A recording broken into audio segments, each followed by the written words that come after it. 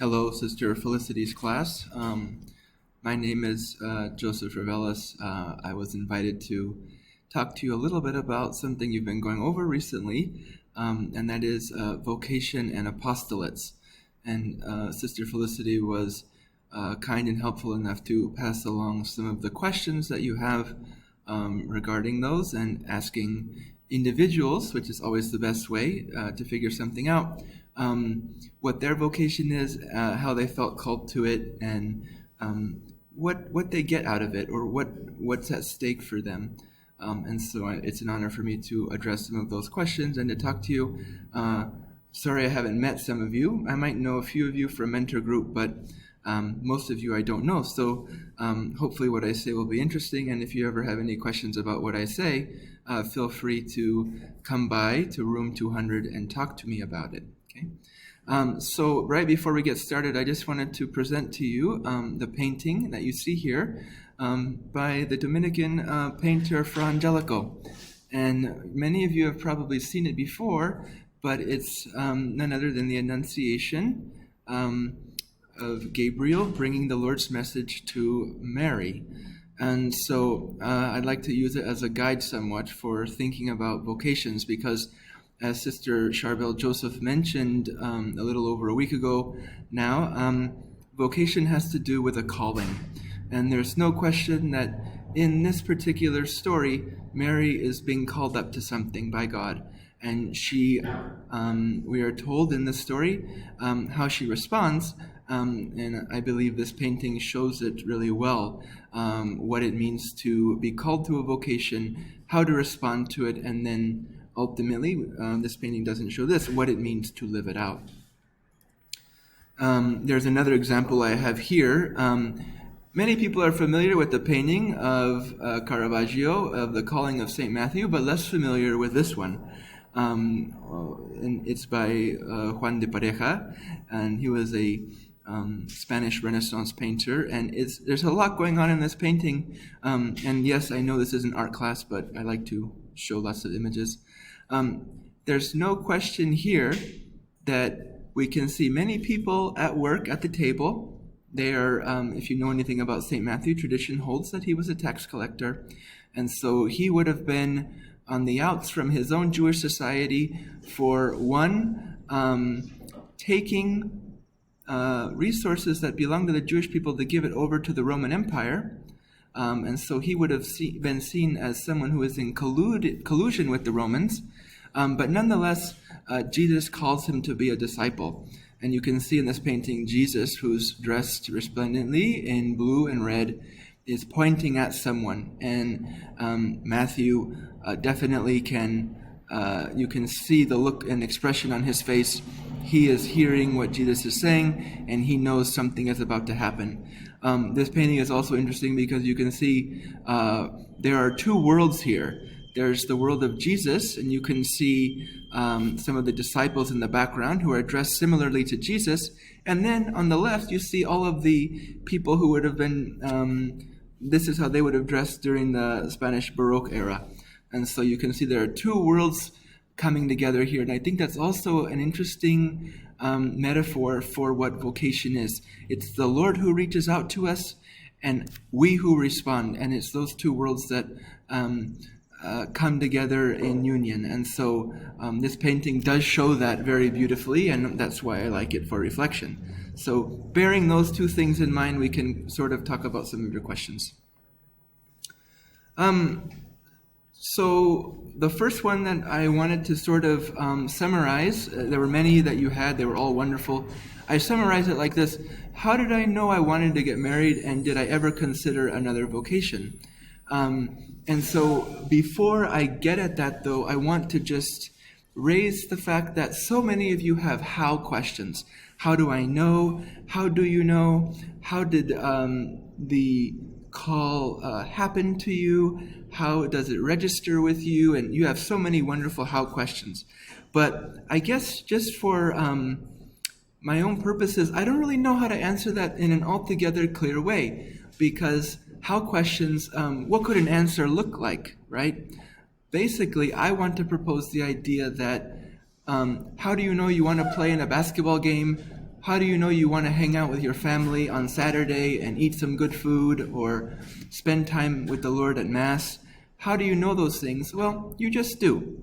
There are many ways and complicated ways of saying how we know things, but there's no question you guys as teenagers know what you want to do. And I would suggest hearing your vocation and understanding it does involve some part of that. Now, it certainly goes beyond those typical things because it's so fundamental to our lives, but I don't think we need to make a huge distinction between how we come to know that. I think by searching ourselves, and I'll get more into that, but by searching ourselves, we really do know what we want. We really do know what we feel called to do. There are many philosophies today that propose the problem of knowing, and those are good, but for now, I think it suffices that you guys are perfectly aware of how we can know things.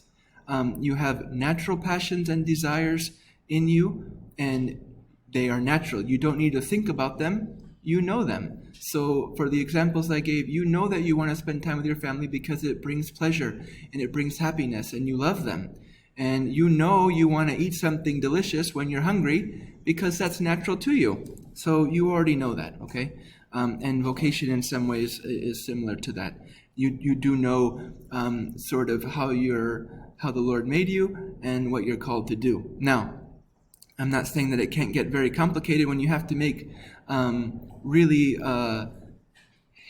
big decisions about your life, and it can get confusing because you can have desires that are not in conflict with each other but don't exactly line up, right? I can't become a religious brother and also get married. Those things don't exactly align.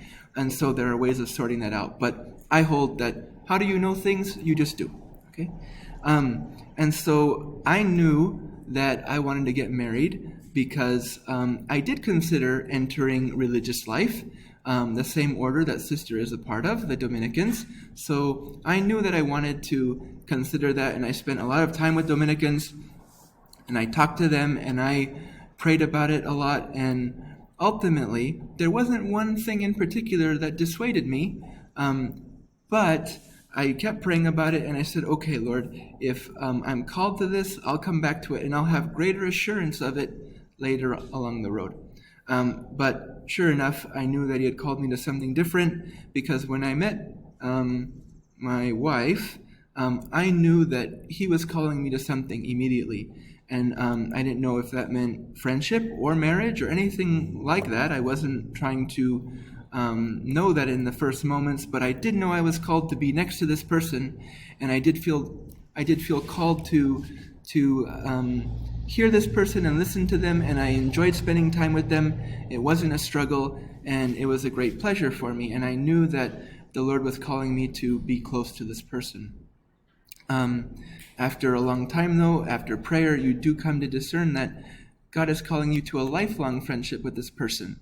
And so that leads me to what are the top priorities in my vocation, which is to married life and to family life.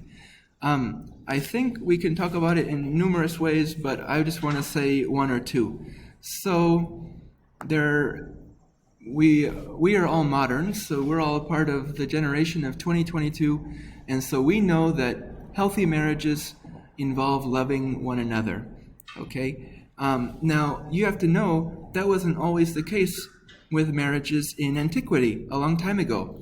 Love was there perhaps in one particular way, but not in the way that we think of it, right? And I'm not saying that there was no kind of affection or romance in antiquity. There certainly was, but I believe, and I could be corrected on this, but relationships in marriage were construed a little bit differently, and I don't need to get into all those ways, but they were different.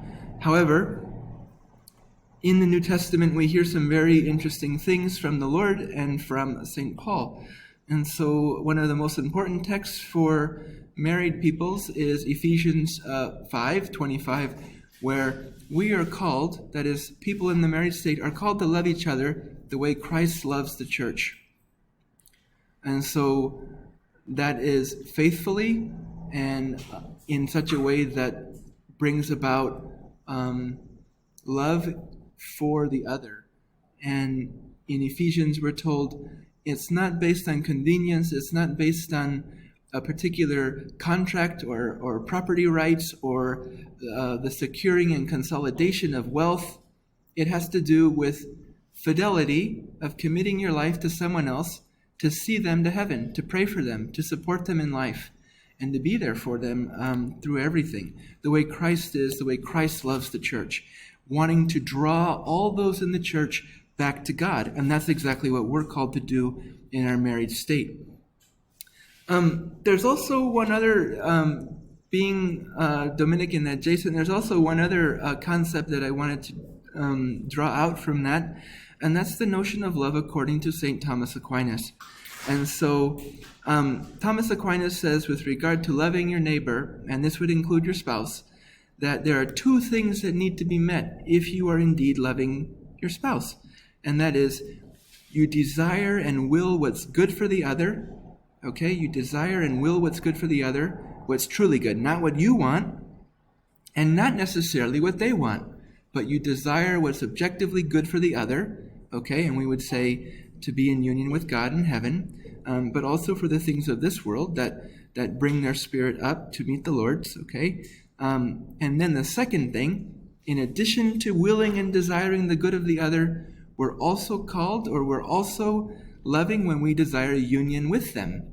So on Thomas Aquinas' view, it's not good enough just to say, I will and desire the good of Elizabeth, but then not want to spend time with her. That's my wife. That's not good enough. And we have all sorts of people who say, okay, well, I love you, but I don't have any time for you, right? And that fails on Thomas Aquinas' account, because loving involves desiring the good of the other and desiring to be in union with the other. Union is one of the most important things human beings can feel. They can be affirmed in their personhood when people love them because they are at union with others. And so, likewise, just desiring to be in union with someone and not desiring the good for them, that also fails on the account of love. And so when I do something wrong and I've transgressed my family and I've said something I shouldn't, or I've acted and behaved in a way that isn't honorable, it is my wife's duty and everyone in my family to reprove me, because on account of in loving, we are supposed to desire what's good. And reproving someone or correcting them gently when they've done something wrong is showing them that you love them because you're desiring what's good. And things that we do that aren't good for us, those harm us. And so when we have friends and family who just tell us, don't worry, you didn't do anything wrong, you never do anything wrong, that's also not loving. Okay? So just for the sake of time, I'll keep going. What's difficult? A lot of you want to know, what's the most difficult thing about living out a vocation? There are so many things I could say, but it seems like every single moment in my life I am blessed by God's goodness, and in front of me are so many wonderful ways to see the glass half full, to be trite, but to see things the way God sees them, okay, as full of blessing and goodness. When I fail to do that, when someone fails to do that, when we fail to see God's providential hand at work, then difficulties arise. So, as you may know, in every couple, in every vocation, there's always going to be some amount of fear or doubt or confusion or feeling like you need support. And when life happens, it can feel difficult to see God's point of view of things. But when all of those worldly things compile, it can make living out a vocation very difficult. So relying on God in every situation is what's good for your vocation, because then you're able to see it clearly from His point of view and all the blessing and goodness that's available to you in your vocation. For the ultimate reason, the why, not just the how of the call, is to be in union with God, to have beatitude, to have happiness with Him. Okay, and we can learn that certainly by being with others. If you can be with others, then you can be with God. All right. Number 3, what gets in the way of understanding and hearing one's vocation? So many things, and again, just for the sake of time, I'll I'll maybe skip that. But there are so many things that get in the way, and I've alluded to some of them already. And by the way, the painting on the right is called Angelus by Millet, a French painter. And you can see here 2 workers who have just finished their day's work, and they're giving thanks to God. Okay, they're praying for people here, and they're doing it together, right? We work together, and we come united. We are united through our Lord. Regarding my apostolate, as I alluded to, I am adjacent to the order because I'm a lay Dominican. So I'm married, as you know, but I also participate in all the things that the Order of St. Dominic participates in. And so, like I said in the first slide, how did I know I wanted to do it? Well, it's basically, how did I know that I like all the things that I like? I can't really explain that, but all the things that the Dominican Order is committed to, I'm committed to as well. And so prayer and study are really important to me, and they come natural to me. And so I allow God to work in me, to use my gifts for the service of others and for the church. And so you can see here on the bottom, you can see this is the Priory on the West Coast, where my chapter is, where I participate, and virtually now. I live in Ohio, obviously. But this is where I became a Dominican. And on the right here, you can see some aspects of Dominican life in this icon by the painter and artist Daniel Mitsui. He combines traditional Japanese woodblock art procedure and method with Catholic and Christian iconography. And you can see various stories related to St. Albert, who was also a great Dominican. Lastly, again, I'm sorry for the sake of time, I'm just going to go through this quickly. Here's the final Dominican that I want to present, and this is St. Catherine of Siena. She too was a third order Dominican like I am, so she wasn't necessarily living in a convent, okay? She did spend some time there, but she was a third order Dominican or a lay Dominican like me. And one of the things that she said, and she said very many interesting things across many writings that can be helpful for our discussion, is one of the outcomes of prayer with the Lord, with God the Father through Jesus Christ, is self-understanding. And so this goes back to the call that vocation is. If you can't spend time in prayer and you don't understand, there's no understanding of yourself, it's very difficult to hear a calling and to understand it fully. And so it's wonderful that I heard a calling and I wasn't in some ways prepared for it. I didn't know myself all that well. But through prayer, myself and of course the God's self is revealed to me. And so I'm not just drawn near to God, I'm also drawn near to myself so that I can more fully understand and participate in my vocation and all the promises that God has for those in that vocation, in the married state. And so I'm sure I've left you with more questions than answers, but I at least got to say a few things to you. So anyway, I hope you have a wonderful day, and thank you very much.